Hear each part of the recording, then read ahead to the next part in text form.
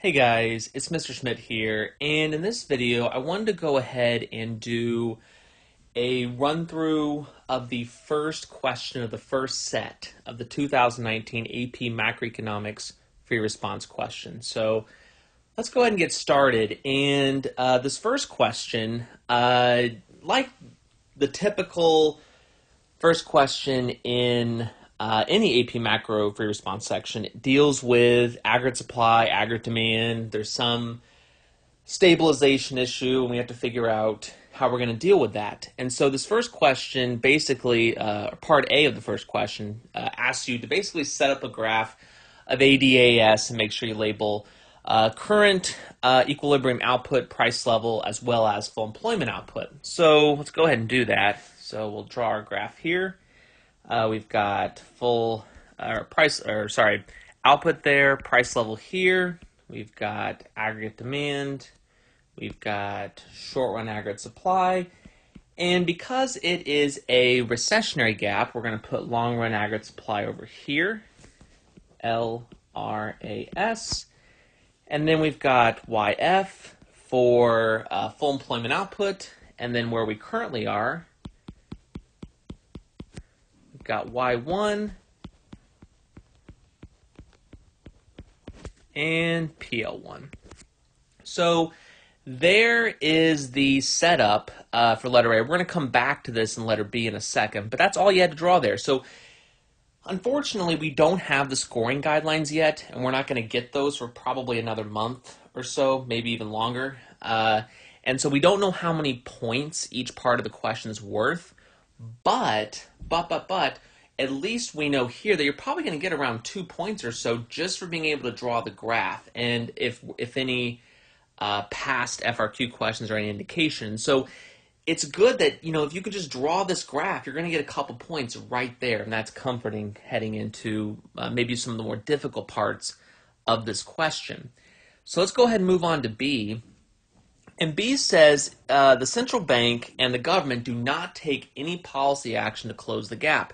And so as soon as you see this don't take any policy, you know that this is going to be a self-correction situation, classical economics, and so that should just clue you in right there. And so B1 is the only part of this question where you had to write out a longer kind of explanation, which is nice. And it says, explain how the economy will adjust to full employment in the long run.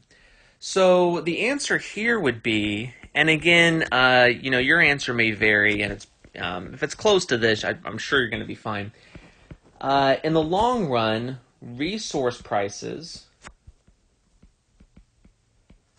become flexible, right? They can change, right? Remember, in the short run, they're sticky. Well, in the long run, they're flexible, which means they can change.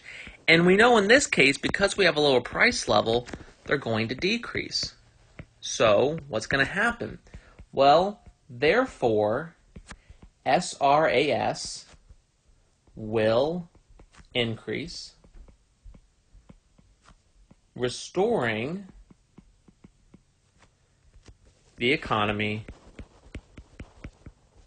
to full employment. So there's your answer there. You don't need again, that's 2 sentences. You don't need a whole lot here to explain that. I think the key part here is talking about how resource prices are flexible and they're going to decrease, and then that means SRAS is going to increase. So those are probably the key parts of a good explanation there for B1.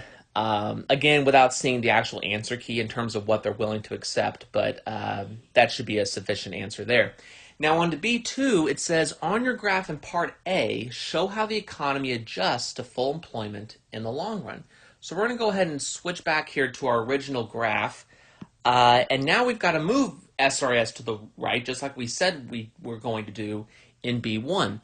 And so we're going to go ahead and make our dot and draw this. This is going to be SRAS1, and there's our arrow, and we're done. So not a whole lot there to do there, just making sure that, we shift SRAS to the right there. You don't need to label the price level of full employment, just making sure that you've drawn a new SRAS curve to the right of the original one we drew, and it's SRS1. You've got your arrow. Pretty simple and straightforward. So let's go ahead and move on to C. So C says, okay, the Canadian government, they're not willing to wait, and so we're going to do some fiscal policy here. And so basically this is going to be an MPC, MPS multiplier, spending multiplier question. And so we have to basically do it twice, once with the spending multiplier and once with the tax multiplier.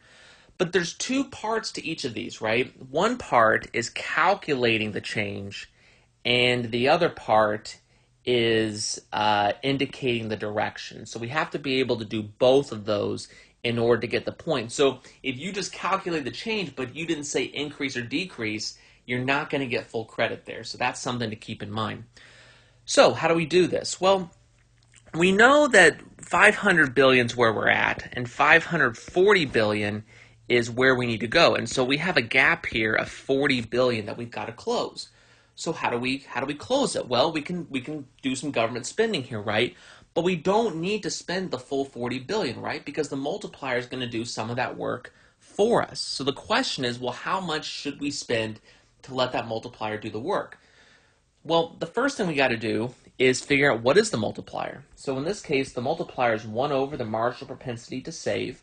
So this is going to be 1 over 0.2 because we know the marginal propensity to consume is 0.8.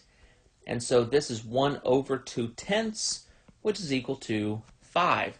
So we know the multiplier is 5.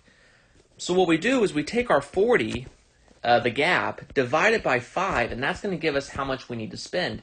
And that is going to be $8 billion. Now again, we're not done with this part, C1 here, because we need to say, well, is that going to be, do we need to increase government spending or decrease it? And we know that in order to do expansionary fiscal policy, we need to increase government spending. So this is going to be an $8 billion increase in government spending. So that is the answer to C1.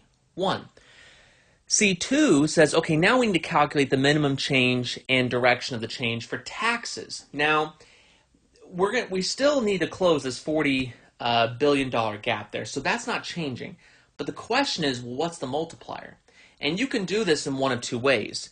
You could do the formula MPC over MPS to get the multiplier for taxes, or hopefully you just know that, okay, the tax multiplier is 1 less than the spending multiplier, which is 4. So we're going to do 40 divided by 4, and so we need to tax by 10 billion, reduce taxes, $10 billion decrease in taxes. So you needed all of that there, right? You have to put billion, guys. If you just put $8, that's not going to do anything, right? So you have to put the billion, the units matter. And you've also got to say increase for government spending, decrease for taxes. Okay? On to letter D, which is now yet another graph. So this time it's saying, okay, we're not going to do fiscal policy. Let's go do monetary policy. So what do they need to do to monetary policy to increase investment spending? Well, investment spending occurs with a lower interest rate. So we need to show a lower interest rate. And so here is the money market. So we're going to do quantity of money. And then we've got our lowercase I for the nominal interest rate, money demand, which is downward sloping, and then we've got money supply. And I'm going to call this MS1 and MD1. And then, now this question's kind of weird because it doesn't tell you a specific monetary policy they're going to do. It just says they're going to do monetary policy. And so remember, the central bank controls money supply, not money demand, right? And so they've got to change it through money supply. And so they're going to increase money supply. They're going to do expansionary monetary policy. And we have to show this change in the interest rate, right? You cannot just say it out to the side, guys. You cannot just say, the nominal interest rate will decrease here. You have to show it on the graph. That's why they use the word show, right? So you have to watch the verbs. Show the effect, right? So we showed the effect there. It's going to be a decrease in the nominal interest rate. And so that is part D, showing the money market and showing that change. And finally, the very last part of this question, of course, has to bring in foreign exchange. And so Canada and Mexico are trading partners. And so what we want to know is what's the impact of this lower nominal interest rate on the value of the Canadian dollar with respect to the Mexican peso. So here we go. The last part of this question, it's another graph. And so we're going to call this quantity. I'm just going to put of dollars. You know, if you wanted to put of Canadian dollars, that might even be better, but I don't think it's going to make a huge difference here. And this is going to be pesos per dollar. Okay, pesos per dollar there. And remember, it's downward sloping demand, upward sloping supply. And so the question is, well, what do you do here? And I'm actually going to show you what I think is the most complete answer, but my guess is that they're going to do they're going to accept a couple different answers here. The reason why is that when there's a change in interest rates, that actually shifts both the supply and the demand curve. And so I think they're going to give you credit if you just move one of the curves, because the effect on the value of the Canadian dollar is going to be the same either way.